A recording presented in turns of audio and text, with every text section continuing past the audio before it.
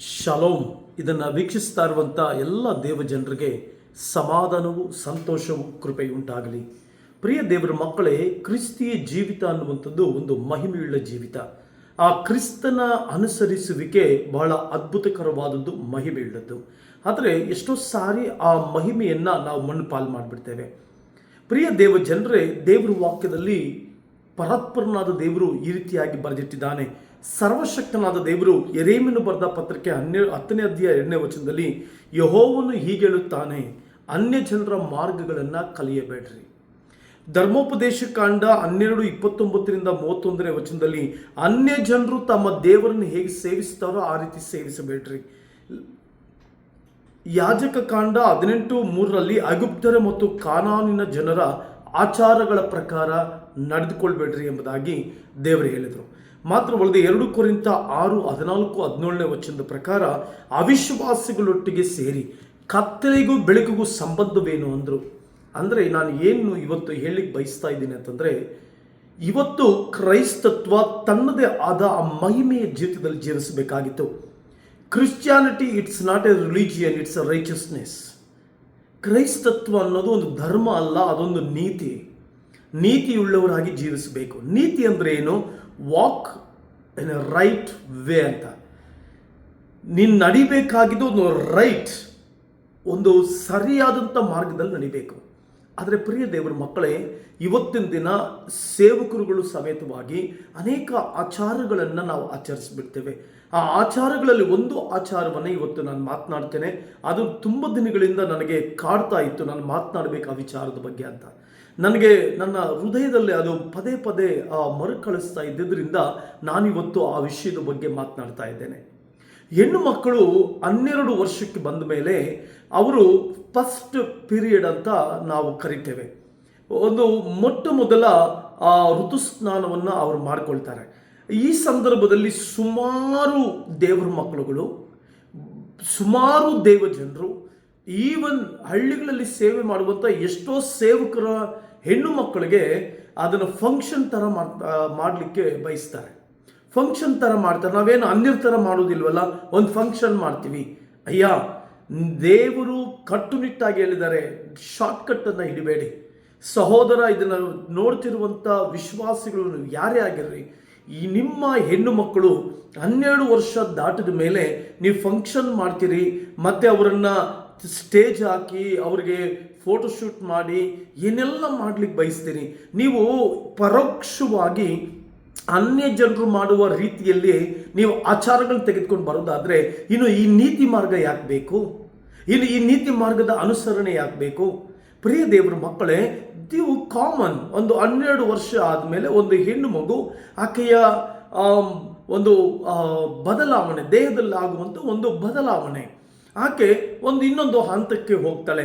ಹಾಗಂತ ಅದನ್ನು ಬಯಲಿಗೆ ತೆಗೆದುಕೊಂಡು ಬಂದು ಪಬ್ಲಿಕ್ ಮಾಡಿ ಮತ್ತೆ ಅದನ್ನು ಫಂಕ್ಷನ್ಸ್ಗಳು ಮಾಡಿಕೊಂಡು ಆ ಹೆಣ್ಣು ಮಗುಗೆ ನೀವೇ ತಪ್ಪಾದ ಆಲೋಚನೆಯನ್ನು ಕೊಡ್ಲಿಕ್ಕೆ ಸ್ಟಾರ್ಟ್ ಮಾಡ್ತೀರಿ. ತನ್ನ ದೇಹದಲ್ಲಿ ಬದಲಾವಣೆಗಳಾಗುತ್ತೆ, ಆದರೆ ಸೈತಾನನು ತಿರುಗಿ ಪಾಪಗಳನ್ನು, ಲೋಕದ ಇಚ್ಛೆಗಳನ್ನು ಆ ಹೆಣ್ಣು ಮಕ್ಕಳ ಹೃದಯದಲ್ಲಿ ಬಿತ್ತುವುದಕ್ಕೆ ನೀವೇ ಮೂಲ ಕಾರಣವಾಗ್ತೀರಿ. ಆ್ಯಕ್ಚುಲಿ ಅದು ಬಂದಂಥ ಒಂದು ಕಾರ್ಯವಾದರೂ ಏನು, ಯಾಕೆ ಅದನ್ನು ಅನ್ಯ ಜನರಲ್ಲಿ ಆ ಪದ್ಧತಿಯನ್ನು ತೆಗೆದುಕೊಂಡು ಬಂದರು? ಒಂದು ಸ್ವಲ್ಪ ಇತಿಹಾಸವನ್ನು ನೋಡಿ, ಇತಿಹಾಸವನ್ನು ಸ್ವಲ್ಪ ಗಮನಿಸಿ, ಇತಿಹಾಸವನ್ನು ತಿಳ್ಕೊಳ್ಳಿ. ಆದರೆ ದೇವ ಮಕ್ಕಳಾದಂಥ ನೀವುಗಳು ಆ ಹೆಣ್ಣು ಮಗು 12 ವರ್ಷ ಆದಮೇಲೆ ಆಕೆ ಬಯಲಿಗೆ ತಗೊಂಡ್ಬಂದು ಆಕೆಗೆ ಇಟ್ಸ್ ಅ ಫಸ್ಟ್ ಪೀರಿಯಡ್ ಅಷ್ಟೇ, ಅದು ಇಟ್ಸ್ ಕಾಮನ್, ದೇಹದಲ್ಲಿ ಹಾಕುವಂಥ ಒಂದು ಇದು. ಅದನ್ನು ಯಾಕೆ ಏನೋ ದೊಡ್ಡದಾಗಿ ಒಂದು ಫಂಕ್ಷನ್ ಮಾಡುವಂಥದ್ದು, ಫೋಟೋಶೂಟ್ ಮಾಡುವಂಥದ್ದು? ಅದರ ಅವಶ್ಯಕತೆ ಇಲ್ಲ. ಒಂದು ಸಾರಿ ಒಬ್ಬ ಸಭಾಪಾಲಕ ಸಭೆ ನಡೆಸ್ತಾ ಇದ್ದಾರೆ. ನಾನು ಅವರ ಹೆಣ್ಣು ಮಗು 12 ವರ್ಷ ಆದಾಗ ಫಂಕ್ಷನ್ ಮಾಡಿ ತನ್ನ ಸ್ಟೇಟಸ್ಗೆ ಹಾಕ್ಕೊಂಡಿದ್ದ. ತಕ್ಷಣ ನಾನು ಫೋನ್ ಮಾಡಿ ಆತನಿಗೆ ಗದರಿಸಿದೆ, ಆತನಿಗೆ ಎಚ್ಚರಿಕೆಯನ್ನು ಕೊಟ್ಟೆ. ಇವತ್ತು ಎಷ್ಟು ಜನರು, ಏನಕ್ಕೆ ನೀವು ಕ್ರೈಸ್ತತ್ವಕ್ಕೆ ಬರ್ತಾ ಇದ್ದೀರಿ? ಈ ರೀತಿಯಾದಂಥ ದೇವರಿಗೆ ಇಷ್ಟ ಇಲ್ಲದಿರುವ, ದೇವರ ವಾಕ್ಯಕ್ಕೆ ವಿರುದ್ಧವಾದಂಥ ಪದ್ಧತಿಗಳನ್ನು ತೆಗೆದುಕೊಂಡು ಬರ್ತಾ ಇದ್ದೀರಿ. ಈ ರೀತಿಯಾದಂಥ ಎಷ್ಟೋ ಪದ್ಧತಿಗಳನ್ನು ಇನ್ನೂ ಕ್ರೈಸ್ತತ್ವದಲ್ಲಿ ಅನುಸರಿಸ್ತಾ ಇದ್ದಾರೆ, ಚರ್ಚ್ಗಳನ್ನು ಅನುಸರಿಸ್ತಾ ಇದ್ದಾರೆ. ವಾಕ್ಯವನ್ನು ಚೆನ್ನಾಗಿ ಓದಿ. ನೀನು ಯಾವುದೇ ಡಾಕ್ಟ್ರನ್ ಆಗಿರು, ಯಾವುದೇ ಡಿನಾಮಿನೇಷನ್ ಆಗಿರು, ಡಿನಾಮಿನೇಷನ್ಗಳು ಡಾಕ್ಟ್ರಿನ್ಸ್ಗಳು ಮನುಷ್ಯ ಮಾಡಿರುವಂಥದ್ದು, ದೇವರು ಹೇಳಿಲ್ಲ.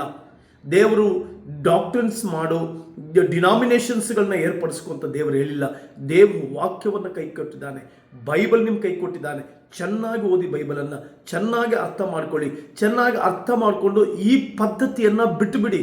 ಕ್ರೈಸ್ತತ್ವದಲ್ಲಿ ಈ ಪದ್ಧತಿಗಳನ್ನ ಬಿಟ್ಟು ವಾಕ್ಯಕ್ಕನುಸಾರವಾಗಿರ್ರಿ, ವಾಕ್ಯಕ್ಕನುಸಾರವಾಗಿ ಜೀವಿಸಿ. ನಿಮ್ಮ ಮಕ್ಕಳಿಗೆ ವಾಕ್ಯಗಳನ್ನು ತಿಳಿಸ್ಕೊಡಿ. ಸುಮಾರು ಜನ ಈ ಫಸ್ಟ್ ಪೀರಿಯಡ್ ಅನ್ನೋದು ಆದಮೇಲೆ ಈ ರೀತಿಯಾದ ಪದ್ಧತಿಗಳು ಮಾಡಿ, ಆ ಮಗುವನ್ನು ಅಲಂಕಾರ ಮಾಡಿ, ಆ ಮಗುವಿಗೆ ಫೋಟೋಶೂಟು, ಅದೇ ಹಣವನ್ನು ಮಗುವಿನ ಎಜುಕೇಷನ್ಗಿಡು. ಅದೇ ಹಣವನ್ನು ಮಗುವಿಗೆ ಏನಾದರೂ ಒಂದು ಬ್ಯಾಂಕ್ನಲ್ಲಿ ಹಾಕಿ ಡಿಪಾಸಿಟ್ ಮಾಡಿಡು. ಅದೇ ಹಣವನ್ನು ಮಗುವಿಗೆ ನೀನು ವಿದ್ಯಾಭ್ಯಾಸ ಮಾಡಬೇಕಮ್ಮ, ನಿನ್ನ ವಿದ್ಯಾಭ್ಯಾಸಕ್ಕೆ ಎತ್ತಿರ್ತಾ ಇದ್ದೀನಿ, ನಿನ್ನ ಭವಿಷ್ಯಕ್ಕೆ ಎತ್ತಿರ್ತಾ ಇದ್ದೀನಿ ಅಂತ ಹೇಳಿ ಎತ್ತಿಡು. ಮಗು ಕೇಳುತ್ತಾ? ಮಗುಗೇನಾದರೂ ಗೊತ್ತಿರುತ್ತಾ 12 ವರ್ಷ ಆದಮೇಲೆ ನನಗೆ ಫಂಕ್ಷನ್ ಮಾಡಬೇಕಂತ? ಇಲ್ಲ. ನೀವು ತಂದೆ ತಾಯಿಗಳು ನಿಮ್ಮ ಮೋಜಿಗೆ, ನಿಮ್ಮ ಒಂದು ಸಂತೋಷಕ್ಕೆ ಯಾಕೆ ಮಕ್ಕಳ ಭವಿಷ್ಯಗಳು ಬಲಿ ಮಾಡ್ತೀರಿ? ಅವರ ಆಲೋಚನೆಗಳು ಬದಲಾಗುತ್ತೆ, ಅವರ ಸ್ಥಿತಿಗತಿಗಳು ಬದಲಾಗುತ್ತೆ. ಆದ್ದರಿಂದ ಇಂಥ ಸ್ಥಿತಿಯಲ್ಲಿ ಮಗು ನಾರ್ಮಲ್ ಆಗಿ ಬೆಳೀಲಿ, ನಾರ್ಮಲ್ ಆಗಿ ಜೀವಿಸಲಿ, ಹೆಣ್ಮಕ್ಳು ನಾರ್ಮಲ್ ಆಗಿ ಮುಂದೆ ಹೋಗಲಿ. ಅದೇ ಹಣ ಅವರ ವಿದ್ಯಾಭ್ಯಾಸಕ್ಕೆ, ಅವರ ಮುಂದಿನ ಭವಿಷ್ಯಕ್ಕೆ ಅವರ ಅಕೌಂಟ್ನಲ್ಲಿ ಹಾಕಿಡಿ. ಅದು ಉತ್ತಮವಾದಂಥದ್ದಲ್ವೇ? ಆಗ ದೇವರ ಕಾರ್ಯಕ್ಕೆ ಮತ್ತು ದೇವರ ವಾಕ್ಯಕ್ಕೆ ಅನುಗುಣವಾಗಿ ಜೀವಿಸುವಂಥ ಜೀವಿತ ಆಗ್ತದಲ್ವೇ? ಈ ಪದ್ಧತಿಗಳನ್ನು ದಯವಿಟ್ಟು ಅನುಸರಿಸಬೇಡಿ. ದೇವರು ನಮಗೆ ಕಟ್ಟುನಿಟ್ಟಾದಂಥ ಜೀವಿತವನ್ನು ಕೊಟ್ಟಿದ್ದಾರೆ. ನೀವು ಕೇಳ್ಬೋದು, ಪಾಸ್ಟರ್ ನಾವು ಲೋಕದಲ್ಲಿದ್ದೀವಿ, ನಾವು ಈ ಲೋಕದಲ್ಲಿ ಜೀವಿಸ್ತಾ ಇದ್ದೀವಿ, ನಾವು ಈ ಒಂದು ಇದರಲ್ಲಿ ಹೋಗಲೇಬೇಕು. ಅಯ್ಯ, ಎಸ್, ನಾವು ಲೋಕದಲ್ಲೇ ಇರೋದು.